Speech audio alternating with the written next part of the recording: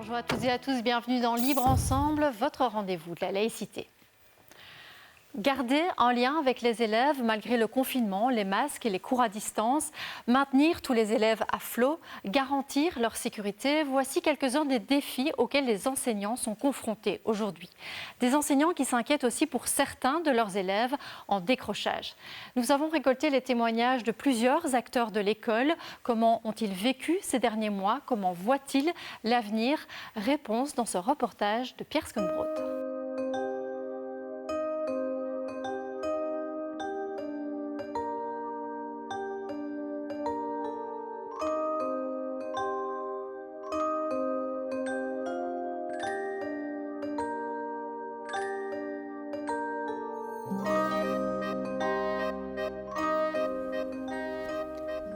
Alors, on a réouvert la fabrique de soie tout de suite après le premier confinement, donc on a réouvert mi-mai.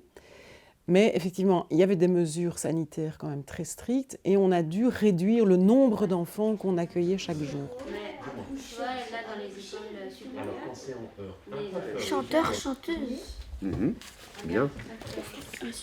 Tu peux le faire en paquet. Coiffeur, coiffeuse. Coiffeur, coiffeuse.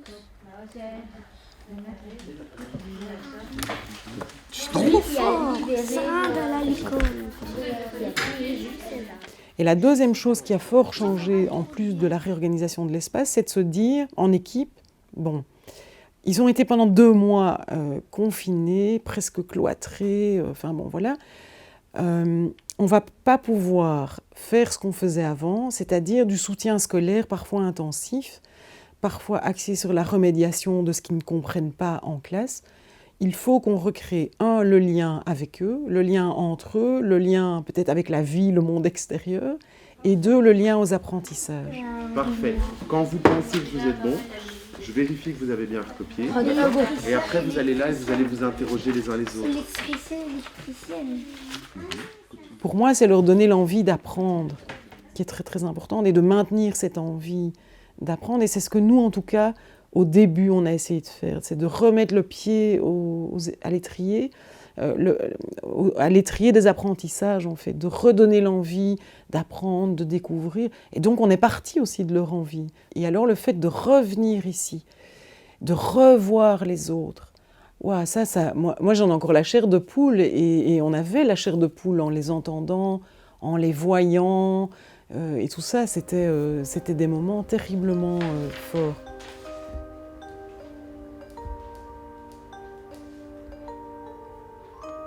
C'était hyper émouvant, ils étaient tous, ils jouaient tous ensemble, hyper solidaires, et tout le groupe classe. D'habitude, ils sont par 2-3, ils jouent entre, vraiment par affinité. Et ici, le fait de se retrouver, ils étaient vraiment beaux. Moi, je me rappelle que j'avais eu les larmes aux yeux de les voir. On ne pouvait plus faire les cours de récréation ensemble, donc c'était vraiment que mon groupe classe. Et ils se retrouvaient vraiment tous à vouloir être tous ensemble. C'était hyper important pour eux. Moi, je donne cours en première, deuxième. Et effectivement, la lecture, c'est le plus important pour eux. Et donc, ceux qui ne sont plus venus à l'école depuis mars, ils n'ont pas inventé la lecture tout seuls, quoi. Ils n'ont pas su apprendre les lettres. Ceux qui ont été livrés à eux-mêmes, c'est impossible qu'ils puissent apprendre à lire tout seuls. Donc là, effectivement, il y a des enfants qui étaient lecteurs et d'autres pas du tout. Donc il a fallu mettre en place toute une remédiation pour ces enfants-là. Et en même temps, essayer d'avancer parallèlement en respectant le programme qu'on doit suivre habituellement pour pas accumuler le retard. Donc on prend des heures sur notre semaine où on organise des remédiations avec mes collègues pour rattraper ça.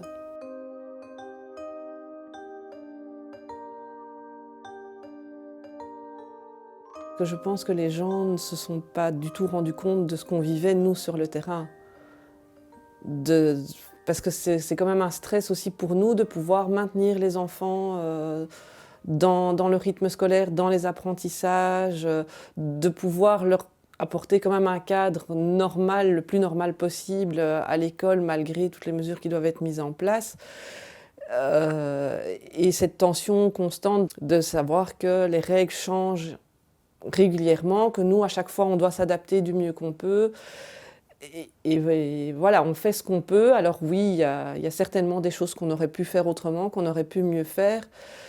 Mais au quotidien, c'est lourd et ça, je pense que les gens n'imaginent pas la fatigue et la charge mentale que ça a pu représenter. J'aime bien retirer du positif de chaque crise. Je vais dire ici, le positif que je peux en retirer, c'est que pour certains, comme pour nous, le bond en informatique a été fantastique, quoi. Voilà. Il y a une approche différente qui a été faite. Par contre, au niveau contact, au niveau scolaire, pour un tiers des élèves, je vais dire, ça a été une catastrophe. Enfin, moi, je pense que c'est un tiers des élèves qu'on a récupérés sont limite décrochage. Je trouve que les inégalités se sont creusées beaucoup plus pendant ce confinement. On a des très bons, on a des très mauvais, mais des élèves moyens, il n'y en a plus beaucoup. C'est ça on essaie de tirer pour qu'on retrouve des classes normales, je vais dire. Mais là, j'ai l'impression que c'est assez compliqué.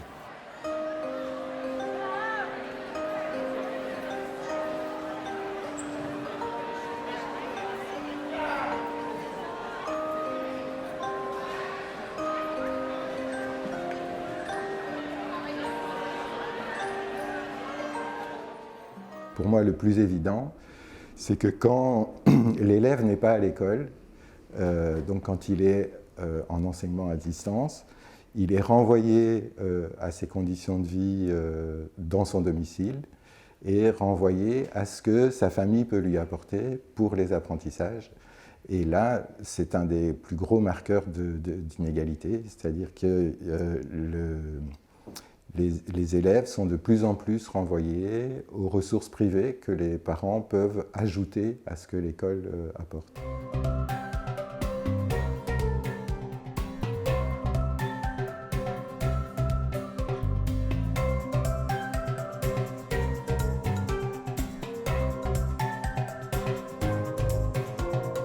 L'école pour les enfants et pour les ados, alors évidemment chacun a son rapport personnel à l'école, mais c'est le lieu où se côtoient le pire et le meilleur, pour chaque enfant, dès le maternel et jusqu'à la fin. Alors il y en a qui vont vivre beaucoup de pire et d'autres beaucoup de meilleurs, et puis ça s'alterne, etc. Mon pire souvenir d'école, c'est quand je me faisais harceler par un autre garçon d'une autre classe. C'était quand mes deux meilleurs amis se sont disputés et j'étais messagère entre elles deux. Si on caricature un petit peu, on se dit, mais la crise leur a laissé le pire et leur a repris le meilleur. Et donc c'est terrible de se dire ça. Alors repris le meilleur, ça veut dire quoi ? Ça veut dire que les enfants ici, quand ils nous parlent de leur meilleure école ou de leurs meilleurs souvenirs, ça concerne quoi ? Ça concerne tout ce qui est social à l'école.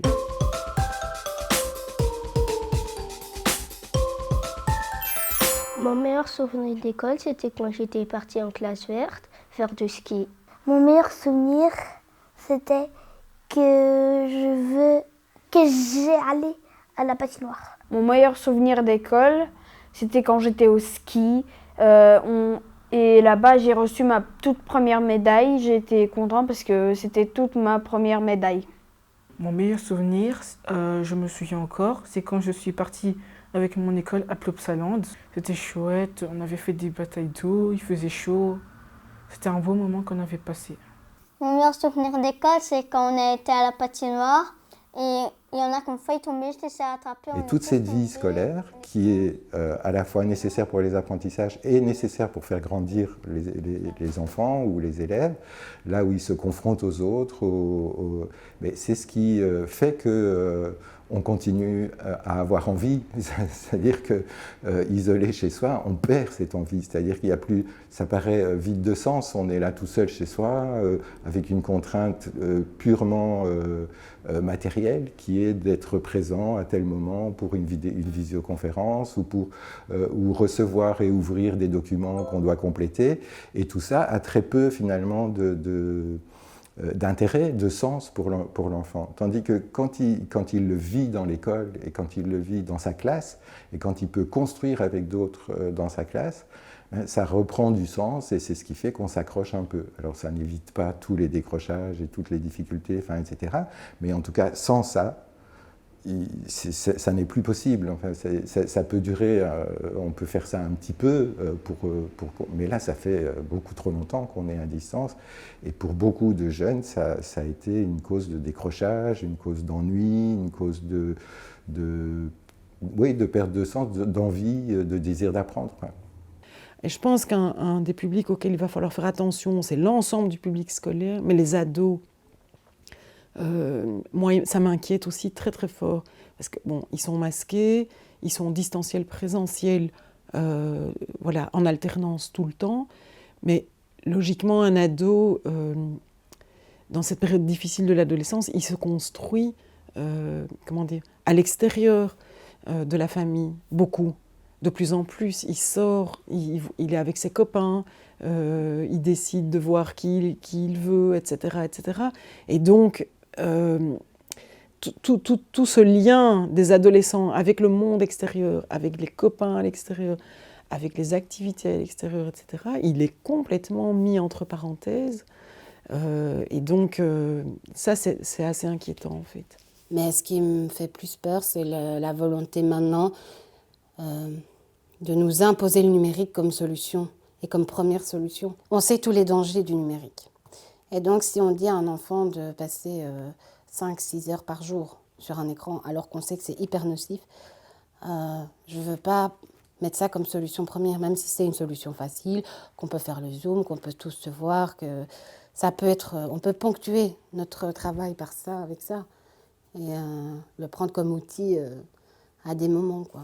Mais si on le met tout le temps, on va avoir des enfants, et c'est ça aussi, hein, dans les enfants qui sont revenus super, qui ont eu plus de problèmes de comportement et tout, c'est des enfants qui ont passé des heures sur l'ordi et qui ne sont pas connectés à la réalité. Et en fait, normalement, grandir, c'est être poussé vers le dehors, c'est voilà, prendre sa place dans la société, c'est prendre sa place dans des projets, tout ça. Et c'est faire aussi des bêtises un peu dehors, par exemple. Ça fait partie de tout ça. Bah, tout ça est mis un peu une espèce de couvre-feu sur tout, quoi. Et donc ça, c'est difficile.